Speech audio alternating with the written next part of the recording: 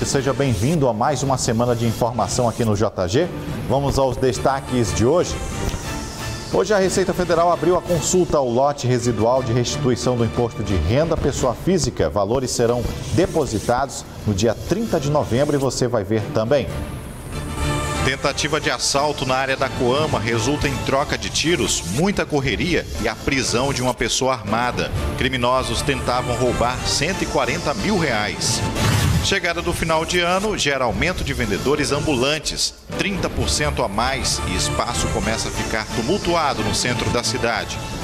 Eleições 2020. TRE encerra o processo logístico de carga e lacre de urnas e segue com a programação para a eleição do segundo turno. TV Guará com os últimos preparativos para o debate do segundo turno na terça-feira às 10 da noite. E ainda, trabalhadores com contratos suspensos têm direito ao 13º? Tudo isso e muito mais agora no Jornal da Guará.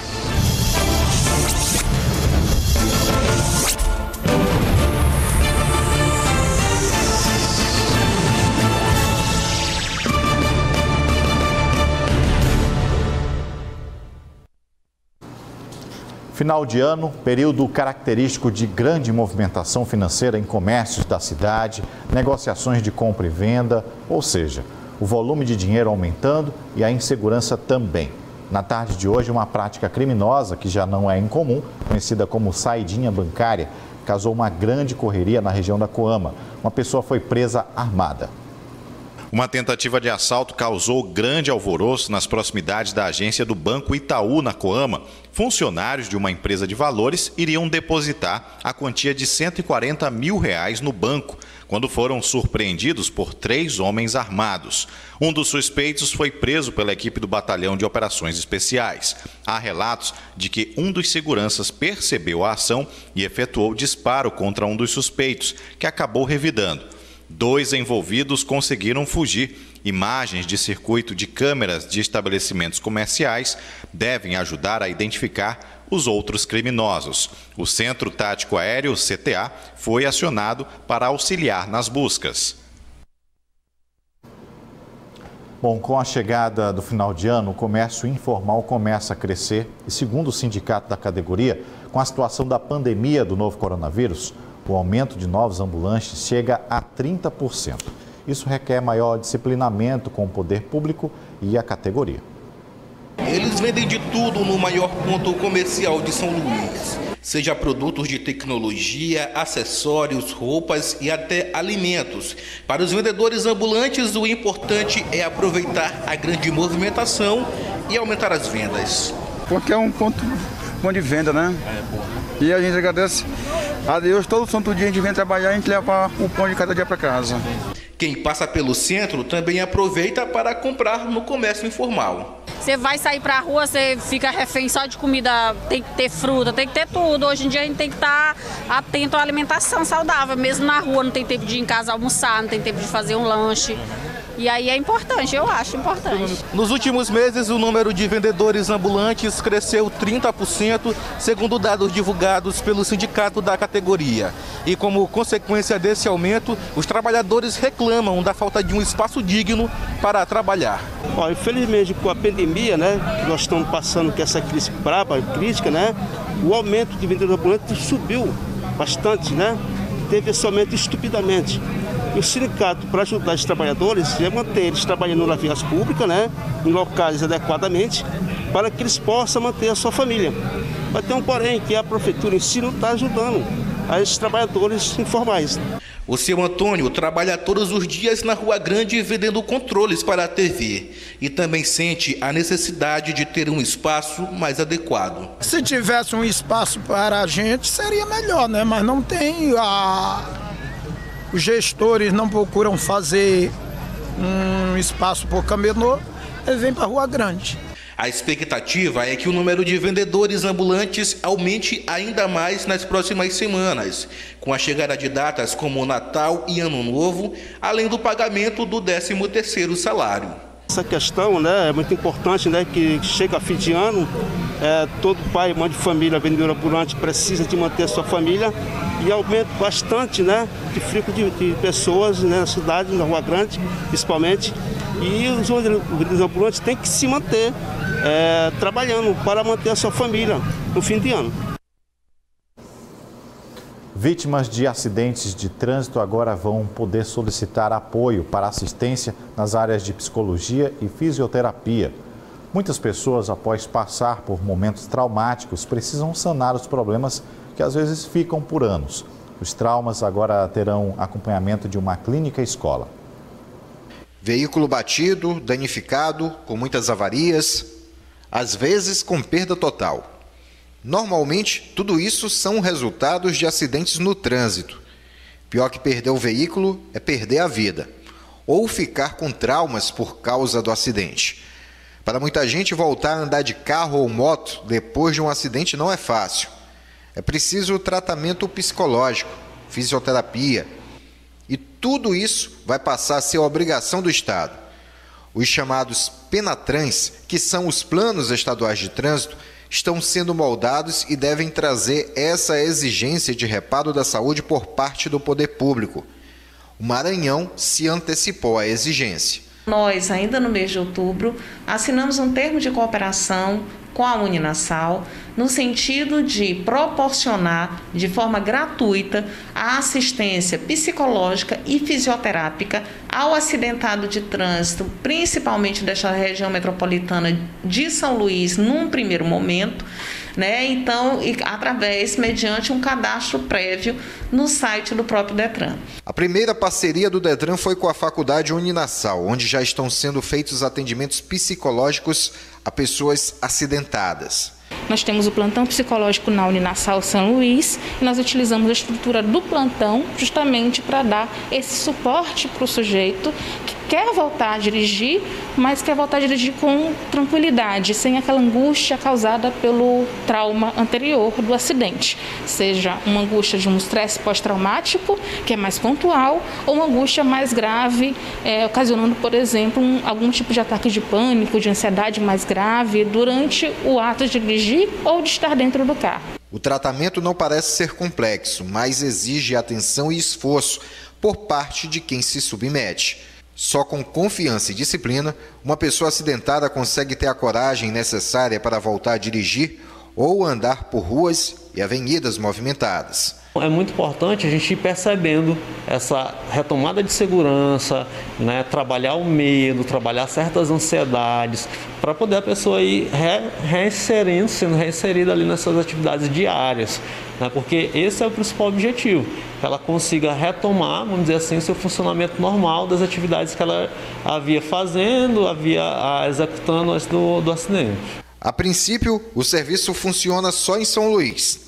Quando todo o país adotar, o Maranhão deve selar outras e novas parcerias pelo interior do estado. Na hora em que nós concluirmos essa implementação e estivermos com esse piloto devidamente rodando aqui na região metropolitana de São Luís, nós temos interesse, inclusive, em assinar outros termos de cooperação em outros municípios, notadamente em outros Ciretrans.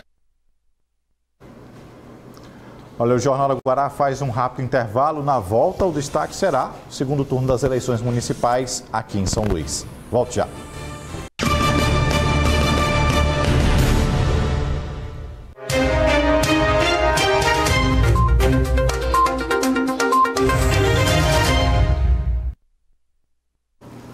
Muito bem, assim como aconteceu durante o primeiro turno, a TV Guará segue com a cobertura das eleições e vai dar a oportunidade a você, telespectador, de avaliar propostas, desempenho e além de conhecer ainda mais os dois candidatos deste segundo turno. Amanhã, dia 24 de novembro, às 10 da noite, você vai poder acompanhar a transmissão do debate Guará com Eduardo Braide e Duarte Júnior. Serão 4 blocos onde serão distribuídos com temáticas livres e um sorteio de perguntas elaboradas pela equipe de jornalistas da TV Guará. Além do debate, nos dias 26 e 27 de novembro, vamos exibir um programa Os Analistas Especial Segundo Turno, onde os 2 nomes vão ser sabatinados por nossos colaboradores. É só ficar ligado aqui no 23. Muito bem, e hoje o Tribunal Regional Eleitoral do Maranhão encerrou a logística de carga e lacre de urnas para a eleição do segundo turno. Confira. São Luís tem 6 zonas, 1, 2, 3, 10, 76 e 89. As audiências de gerações de mídias e de carga e lacre das urnas eletrônicas relativas ao segundo turno das eleições em São Luís encerraram hoje, conforme o cronograma estabelecido na Resolução 9.760 do Tribunal Regional Eleitoral. Aqui na capital, as 6 zonas realizaram a geração de mídia no dia 20, entre 8 e 5 da tarde. Já as cargas e lacres ocorreram no dia 21 de novembro, na central de urnas. Agora, resta ao eleitor seguir as recomendações no dia da votação. A mensagem para o eleitor é aquela mensagem de sempre, né? Que o eleitor reflita, exerça seu direito de votar, exerça seu direito de cidadania com tranquilidade, naturalmente, verificando o seu candidato. O eleitor, a hora que ele vota, ele está transferindo um direito que ele tem, um poder que ele tem, que é o poder que vem do povo, que emana do povo. Esse poder ele está transferindo ao seu candidato. Nestas eleições, o Maranhão elegeu a vereadora mais jovem do estado, com apenas 18 anos. Ela é da cidade de Vargem Grande e tem uma grande missão aí pela frente. A renovação no quadro político e algo incentivador para as novas ideias e novos planejamentos. Essa é a Sâmara Juvenil, a vereadora eleita mais jovem do Maranhão. Com apenas 18 anos, ela já se prepara para assumir a vaga conquistada na Câmara Municipal de Vargem Grande e sabe que carrega uma grande responsabilidade. Eleita a vereadora mais jovem do Maranhão, fiquei em primeira colocação no meu partido e a segunda bem mais votada da minha cidade, de Vargem Grande, com 854 votos. Sinto-me feliz e honrada, mas com peso de responsabilidade muito grande, porque recebi apoio de diferentes classes sociais, sobretudo da juventude, e não posso de maneira nenhuma frustrar as expectativas e a confiança que foi depositada em mim. A Sâmara já possui familiares que tiveram experiência na política. Além dela, outros 36 jovens candidatos com 18 anos de idade também concorreram ao cargo de vereador nos municípios maranhenses. Em todo o Brasil, segundo o Tribunal Superior Eleitoral, 649 jovens nessa faixa etária enfrentaram a disputa eleitoral.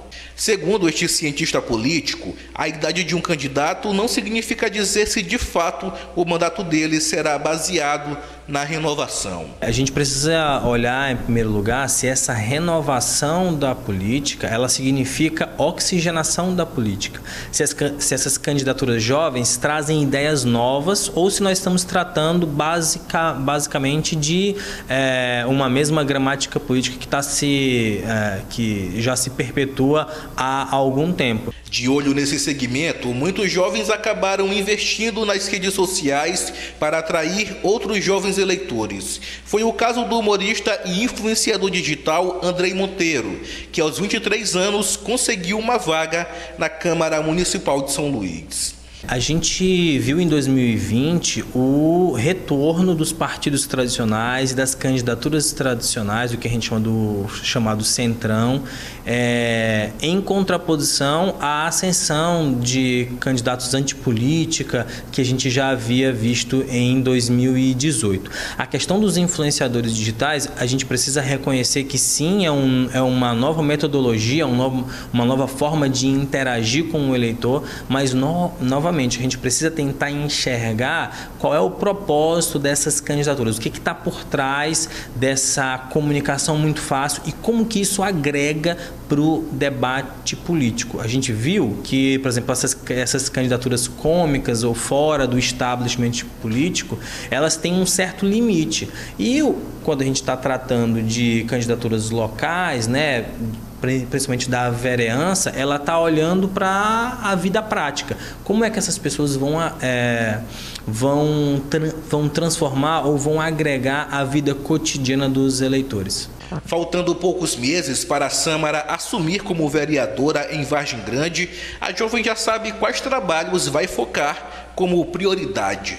Trabalharei incansavelmente em defesa do desenvolvimento rural, tenho grande apreço pela agricultura e com certeza lutarei por mais espaço, mais participação da juventude no contexto municipal. Bom, e é hora de conferir como fica a agenda dos candidatos ao segundo turno. Eduardo Braide e Duarte Júnior seguem em ritmo forte para a eleição de domingo. Confira. Duarte Júnior, do Republicanos, pela manhã realizou gravação de sabatina em emissora de TV. À tarde, participou de reunião política com apoiadores. No começo da noite, participou de plenária sobre saúde e educação no Residencial Recepções. E finaliza a agenda às 7 da noite com reunião com lideranças no bairro do São Francisco. Eduardo Braide, do Podemos, pela manhã participou de sabatina em sistema de comunicação. À tarde, participou de entrevista à Rádio FM. E à noite, realiza entrevista a uma TV local e também participa de encontro com líderes religiosos. Hora do intervalo. Na volta, uma reportagem sobre quem tem direito ao 13º em tempos de suspensão de contrato de trabalho. Eu volto já.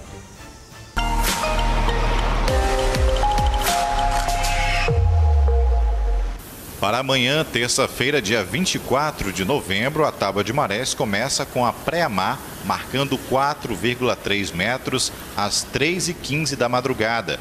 Logo em seguida, às 9h47, acontece a baixa-mar, com 1,5 metros.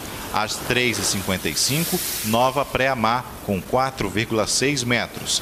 E a noite encerra às 22h19 com a baixa-mar, marcando 1,5 metros.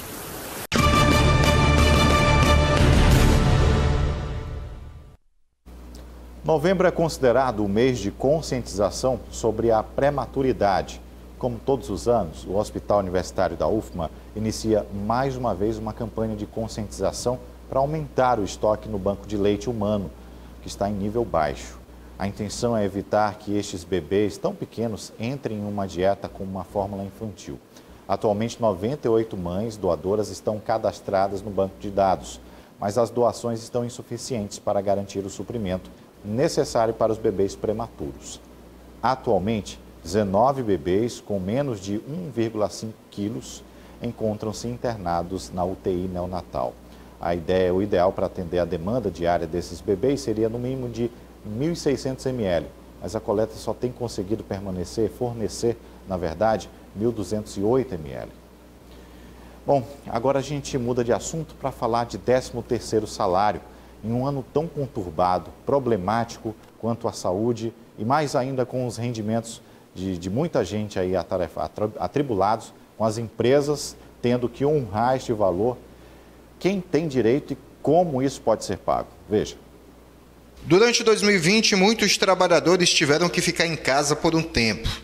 Tempo que pode ter sido dias, semanas ou meses. Tudo depende de quanto ele ficou afastado das atividades profissionais no período mais forte da pandemia do novo coronavírus. Houve quem ficou desempregado, houve quem teve contrato suspenso, houve quem teve redução salarial. Mas nessa época do ano vem a pergunta: e o 13º, como fica? Alguns trabalhadores se adiantaram e procuraram saber. O 13º vai ser parcelado, né? Já tirei algumas dúvidas já, mas ele vai ser parcelado no período de novembro e dezembro, né? Vai ter uma redução no período de dezembro e no meio de novembro, né? Vai ser normal. Tudo em dias, graças a Deus. Quem trabalhou em 2020 com carteira assinada tem direito a receber o 13º salário independente do tempo que esteve ativo.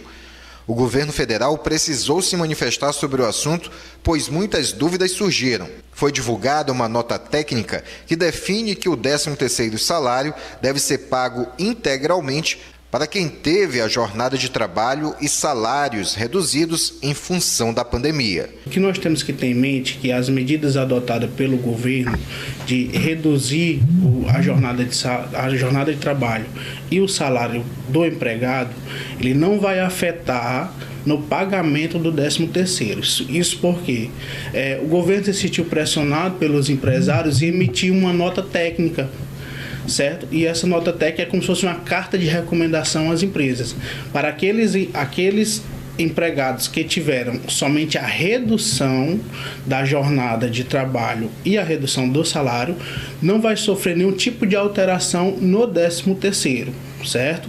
Então, aqueles que tiveram a redução da jornada de trabalho e salário vai ter o pagamento integral do 13º. Isso é a recomendação do governo federal. No caso de quem sofreu suspensão do contrato de trabalho, a regra diz que o pagamento do benefício deve ser calculado com base no período trabalhado. Aqueles que sofreram a redução da jornada e do salário não vai sofrer alteração no pagamento do 13º, é integral. Já aqueles que sofreram a suspensão do contrato de trabalho, esse pagamento será proporcional. E cabe aqui uma observação. Se trabalhou mais de 15 dias no mês, esse mês ele é pago por completo, tá? Tem essa observação também, que isso é a própria lei que fala da recomendação do pagamento do 13º, ela esboça isso, né? Que é dessa gratificação natalina. Então, por exemplo, o contrato foi suspenso em abril, mas ele trabalhou 15 dias em abril, esse mês ele é contado por completo. Bom, quase 200 mil contribuintes que tinham caído na malha fina do imposto de renda e acertaram as contas com o fisco vão receber o dinheiro. A Receita Federal abriu consulta ao lote residual da restituição do imposto de renda pessoa física. Valores serão depositados no dia 30 de novembro. A relação dos beneficiados já está disponível na página da Receita Federal na internet. A consulta também pode ser feita no Centro de Atendimento Virtual da Receita e pelo telefone 146. Ao todo serão beneficiados 198.967 contribuintes, que receberão aí 399 milhões de reais. Bom, e agora a gente encerra o Jornal da Guará de hoje. Para você, um bom começo de semana. Fique conosco. Amanhã tem debate aqui na tela da TV Guará. Você fica agora com os analistas. Uma boa noite, boa semana. Tchau.